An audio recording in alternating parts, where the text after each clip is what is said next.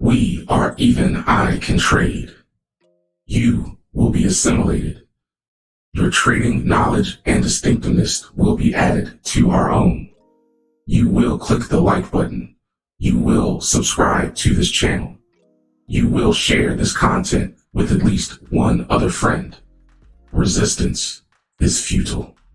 What's going on, everybody? It is February 9th after the market, and wanted to go over a couple of things with you today's trading. And I wanted to talk to you also about the dangers of trading with a full account size and a couple of housekeeping items about my Discord. So first, without further ado, the daily recap. So you can see today right here. Today was a very negative day after an initial gap up of 30 points, which you can see right here. If I zoom in a little bit, we gapped up 30 points and the day just kind of fell off from there. It's kind of unusual because it really followed this diagonal line that I draw. It kind of hovered exactly around that line all day. So basically, I knew that early on we were going to get a gap fill, a gap of 30 points. So I took an early call spread trade right here that you can see. So it was never even close to any danger. So that trade obviously worked out very well. But could have caused some trouble later on, but I'll get to that later. But apparently the market didn't like a particular 30-year bond sale, a treasury bond sale. So it added a lot of negativity to the market. A day like today is what I have coined as a royal flush. So that is when we just have absolutely no bullishness, all lower highs and lower lows. And it seems to just accelerate at the end in kind of an exaggerated way. So I call that a royal flush. But nevertheless, you don't really see that coming until later in the day. So what I did is when I saw that we were getting a gap fill, I thought this was our gap fill, but it was actually a couple of points further down. But when I thought that I saw the gap fill, I went ahead and took a put spread trade, a bull put spread trade down to 40.80. And I was very iffy on that from the start. I was initially only 60% confident in this trade. And I actually put that in the alert when I sent that out to everybody. I said, I'm not too confident in this trade. So, be careful with this one. I can get you in, but I can't get you out, basically is what I said. So it turns out I was pretty right to be skeptical. As you can see right here, it sliced right through the middle of my profit zone, and it, just kind of sucked all day. So before I even got in the trade, in taking the trade, I knew that I was going to get out if the trade breached S1, and S1 is this pivot point right here, this first red line, that is S1.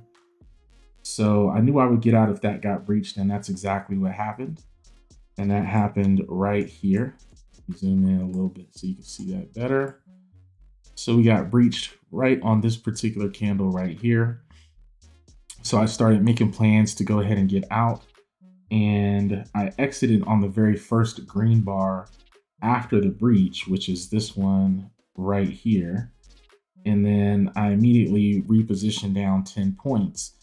Because where the market had been trending all day, it looked like it gave me enough space to go ahead and see if I can undercut where the market looked like it was heading for the day. So I took a loss, a debit on this particular trade, but it wasn't a big loss. It was like $90 overall. But I did reposition down to this 40.70 level. And before getting into this second trade, then I knew that I was going to get out if the market breached S2, which is this particular level. So seeing once that happened, then I was like, okay, it's time to get out. But before I could actually pull the trigger on getting out of the order, the market did that royal flush thing and popped down, barely touched my strike, and then went right back up before I could really do much of anything. So yeah, I kind of got lucky today. Um, I wasn't, I mean, I was worried about this particular flush right here, but with flushes at the end of the day, they usually retrace if it's a super exaggerated drop, kind of like the flash crash. If you've ever heard of the flash crash, um, if it drops that fast, that exaggerated way kind of down, it's usually going to bounce pretty hard. So that's exactly what happened here. And thank goodness it did right at this particular point, because there was no guarantee it was going to bounce right here. But it did, and it saved this particular trade. So I'm very happy for that. So we got out today only losing $90. So very happy about that. But it's going to happen sometimes. Them's the breaks. This is part of this type of trading. That's why I say keep losses small, not don't take any losses. It still sucks. And this is, talking through it is kind of my way of coping. I hate it, especially now that I'm making content and people are following me. It sucks to lose in front of everybody. It really does. But that's part of trading. You're going to have to learn how to take losses. You just can't have catastrophic losses. That's the big thing. So in a way, I'm glad this happened, because it's going to happen. And this is what we have to do about it. But that's today's trade. So I want to step back a little bit and just take a look at what this day means for the overall market, just really quick. We clearly fell out of our rising channel. That's going all the way back for a few months now. I think it goes all the way back to like November of last year or something like that. I'll be able to see, right, if I can get this date stuff to look right. Yeah, it goes back to like, oh well, December, the last day of December, I guess. Maybe even further than that, because we have all this down. No, I'll say the end of this. We'll just say since the beginning of the year. We've been in a rising channel since the beginning of the year, and today we finally fell out of it. Now, if you've been following me, I've been expecting this because we've been rising too fast. So now we just have to kind of see what our new levels are, what our new support levels are, and everything like that. But I am definitely back to slightly bearish for a little bit, even though overall I'm still bullish. But just in this little cycle falling out of this, we do have some room to run to the downside a little bit, because the market has been up like 7% or something like that so far this year, and that's just too much. So we do have to relax if we're going to get a healthy recovery this year. So, back to a little bit bearish. All right, so I want to discuss some precautionary stuff that came up today in our Discord, some things that I thought about, and some things that I came across in trading today. It just reminded me to talk about. So the first of those is the dangers of trading with your full account size. So you know that my thing here is to reduce your risk as you go along. But when you first start, you're probably going to have to start, with pretty full risk, because the thought process is it's not that much overall. You might be starting with 500 or 1,000 or whatever, something replaceable to you. And if you lose it, it's not going to devastate you. But using it is going to kind of get you a head start and everything like that. So I don't want you to be starting with 500 and only using like, $50 or something to trade with. That doesn't make too much sense, unless that's like your last $500 in the world and you have to be super safe with it or something like that. But there are some dangers that are inherent with using a significant portion of your buying power. And I'm talking about like 90-95%. So one of those is if you find yourself in an iron condor like I was in today, and one side of your iron condor gets into trouble, you're not going to be able to roll forward the side that's in trouble, since your buying power is tied up on both sides of the market.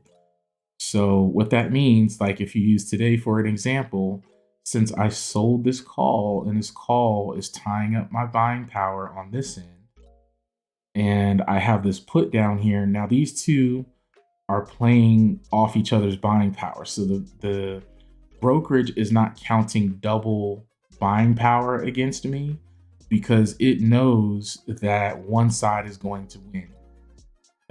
Because if one side loses, that necessarily means that the other side is winning. So they know they're not going to lose on both. You're not going to lose on both sides. So they only need to hold back the buying power on one side or the other of the market. But the other side of that is it causes risk for you as the trader if you're using up most of your buying power, because if this one here gets into trouble, you cannot roll it forward to the next day, because then it's going to need its own separate amount of buying power to support it, because now both can lose. It's possible that the market could come back and take out this particular call spread, and then tomorrow come and take out the put spread that you rolled. So your brokerage is not going to allow you to hold both at the same time unless you have cash to cover both. So that means that you're going to be trapped in this particular trade, unable to roll it if it gets into trouble. You either have to just close it or roll it down on the same day or do something that is the same day. So you have to keep that in mind when you're trading either just a straight iron condor or a multiple entry iron condor like I did today. So that's something to keep in mind. It's easy to forget that. Another thing is if one side of your trade gets into trouble and you have your buying power kind of maxed out, you don't have any buying power left, and then one of your sides gets into trouble and it starts to take a negative loss, you may not be able to close just that side of your iron condor, even though you were able to get into the trade in the first place. That's again because you have the other side of your iron condor sitting up here taking up buying power. If the side that is in trouble is taking a loss that is larger than the amount of extra cash that you have sitting up there, not being used, then if you try to close your trade for a loss, it's going to be rejected by the broker because that's going to put you into a negative cash position. Okay. So it's that trade is going to get canceled automatically by the broker. So let's say I have $20 left of cash, and then the put side of my iron condor gets into trouble by $30. So that if I try to close this side, then that's going to leave me in a negative cash position, a negative 10 cash position, and that trade is going to be rejected by the broker. Okay, so you have to watch out for that as well. The only way to deal with that is you have to close both sides of the iron condor. You have to close the whole thing at one trade. That's the only way to get out of that, because that's going to free up the buying power that you have held up on this side and allow some of that buying power to be used to compensate for the loss of the troubled side. Okay. Now the trouble with that is that by the time one side of your iron condor is in trouble, that necessarily means the other side of your iron condor is probably going to be at a zero bid. There's nobody up here trading, right? So if there's nobody up here to take a closing order and there's no bid or anything like that up here, then you're not going to be able to close this side of your iron condor, which means that you're trapped, period. You have to ride it out at that point. And that's not something that you want either, right? So you have to be very careful when you're trading iron condors using your full or close to your full buying power. Okay. Have to be careful about that stuff. All right. Let's see.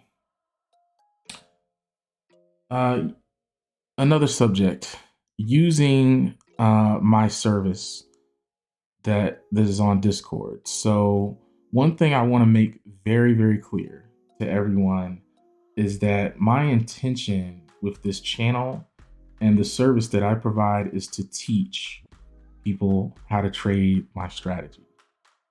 It is not to be a trading signal service. It is not to be a service that says, hey, trade this particular strike at this particular time and you'll make money and you'll be successful and all of that. It is not intended to be that. It is intended to teach. It is intended to show an example. It is intended to try to be an example. And I want you to learn from my successes and from my mistakes, because I will make mistakes and I'm very upfront about that. So even though I post my trades on Discord for everyone, all of my members to see, the intention is just to be used as an example, just so you can get an idea, like for the timing, for what it looks like when I go ahead and get into a trade, just so you can see live, okay, this is what he's doing. All right. It's not really intended for you to copy and paste it and go about your business and, just to do that. I'm not a trading bot or anything like that. Okay. And I'm not set up to do that. So I want to give you the reasons why, because it's not just I don't want to or anything like that. There's logistical reasons why not. First, really, is just I'm not perfect. And because I'm not perfect, I don't have any special or unique vision into what the market may do. I'm very transparent about the fact that I make mistakes, that I beat myself up over trades that I regret. I get into early, I get into late all the time. And I'm okay with that for myself, right? I'm not okay with that to be responsible for that for other people. I just don't want that on my conscience, right? I don't want to make a bad trade, beat myself up for it, and also know 50 other people made that trade believing in me, right? I don't want that. So I don't want that responsibility. Second, I can get you into a trade, but I can't get you out. And reason I say that is getting into a trade is pretty calm. It's a pretty calm affair. Like the market is 50, 60 points away. Your options prices aren't really moving all that much. They're not fluctuating. Things are usually pretty chill for where our options are. Everything's pretty stable. And I can take 5 minutes to go ahead and sort my stuff out, do everything I need to do. There's nothing at risk. I can look at all my stuff, make a determination, go ahead and place a trade, wait for it to get filled. When it gets filled, copy and paste it from the broker over to Discord, type out the alert, all that kind of stuff.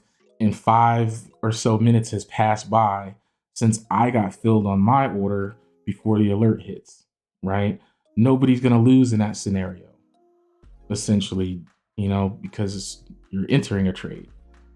But if things flip and I'm in a trade that gets into trouble, like today, well, the story is completely different. The market is bearing down on me. Things are chaotic. The market is like moving. You're losing money every second. The things are fluctuating all around. I'm trying to play the game. Should I or shouldn't I get out and all this kind of stuff? And then I make the decision. I'm sitting there trying to type it into my computer. I also have work, so I might be in the middle of a meeting trying to do all this stuff at the same time. Then I have to go over Discord, copy and paste, set up the alert, push it out, everything like that. Then you see it. By the time you see the alert, the market could have moved 50 points for all I know. And then you see the alert, then you have to go put it in, and then your result is going to be different than mine, right? So I can't guarantee in any fashion or any way that I'm going to save you by getting you out by a signal of mine. I'll certainly tell you my thoughts in the Discord. I'll certainly type out, hey, this doesn't look good. I did that today. Hey, this isn't looking good. Hey, get yourself ready if you need to get out. I'm 50-50 on this. Have yourself prepped and ready to go. When I put in the trade initially, in the initial alert, I said, I'm not too hot on this trade, but I'm gonna try it out anyway. But to rely on an exit signal from me, don't do it.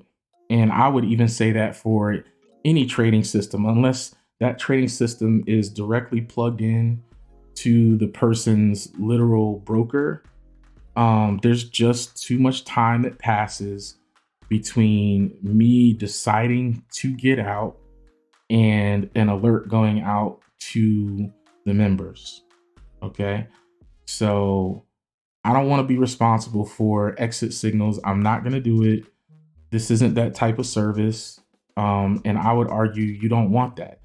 This is designed for you to learn, use what I do as an example, as a guideline. But if you put in the trade, it's your trade. So you need to come up with an exit plan before you hit enter on that trade. You need to know what you're going to do to get out, regardless of what I do or say. If you're not comfortable with it, if it's not looking right to you, you need to take action. Don't wait on me. Okay. So I just want to make that absolutely abundantly clear, that this is not a trading signal service. This is a service that is intended to teach you how to fish. Okay.